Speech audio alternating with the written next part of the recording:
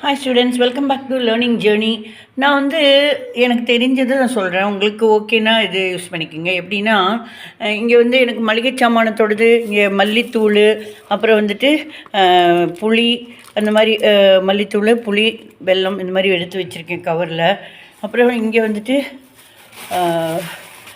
இது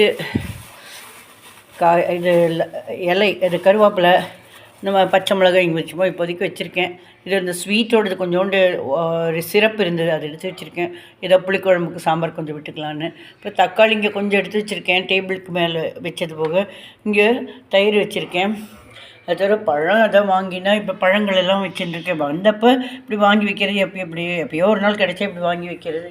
அப்புறம் மத்தியானம் நம்ம என்னென்ன சாப்பிட போகிறோம் அப்படிங்கிறது ஏதாவது இந்த ஊறுகாய் வகைராலாம் இங்கே வச்சுருக்கேன். அதை தவிர இங்கே இங்கே இருக்கிறதுல எடுத்து வெளியே வச்சுருக்கேன், சார்ட் அவுட் பண்ணணும். இங்கே ஜாம் எல்லாம் வச்சுருக்கேன். இங்கே இது சுகர் ஃப்ரீ வச்சுருக்கேன். ஆக்சுவலாக இங்கே இதை ஏன் காலியாக இருக்குது அப்படின்னா, இதெல்லாம் வெளியே வச்சுருக்கேன் கொஞ்சம் நேரத்துக்கு. எப்படி அப்படின்னா, நான் இது இன்றைக்கி நேற்று டிஃபன் ஆக்சுவலாக தோசையும் டிஃபன் சாம்பாரும். அதனால் இந்த சாம்பார் நேற்று ராத்திரி பண்ணாலும் உள்ளே வச்சதை இப்போ எடுத்து வெளியே வச்சு காய்ச்சி வச்சுட்டேன். அப்புறம் அங்கே காலியாக இருக்குதுன்னு நினச்சிப்பீங்க ஃப்ரிட்ஜில். அதுலேருந்து எடுத்து பேக்கெட் இருந்தது, அதை இதில் உடைச்சி மாவாக கலந்து வச்சுருக்கேன். அதை தவிர இப்போ இது பார்லி, அது பேக்கெட் உள்ளே வச்சுருந்தேன், இதை எடுத்துருக்கேன். வறுத்து பொடித்து எங்கள் வீட்டுக்காரருக்கு கொடுத்தா கொஞ்சம் உடம்பு குறையும், அதுக்காக வச்சுருக்கேன். இதுவும் அந்த மளிகை சாமானம் மேலே வச்சுருந்தேன், மேல் பெறையில் ஃப்ரிட்ஜில், அதை எடுத்து வச்சுருக்கேன்.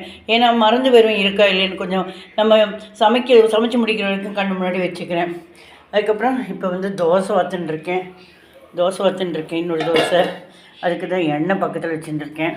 இதை தவிர நேற்று பஜ்ஜி மாவு நானே பண்ணி வச்சுருக்கேன். அதாவது பஜ்ஜி மாவுனா என்ன, இட்லி மாவோட உப்பு கொஞ்சம் கூட வேணும்னா உப்பு, காரப்பொடி, கடலை மாவு கலந்து எடுத்து வச்சுருக்கேன். வாழைக்காய் வச்சுருக்கேன் கண்ணு முன்னாடி. சரி மத்தியானம் பஜ்ஜி போட்டுக்கலாம் அப்படின்னு.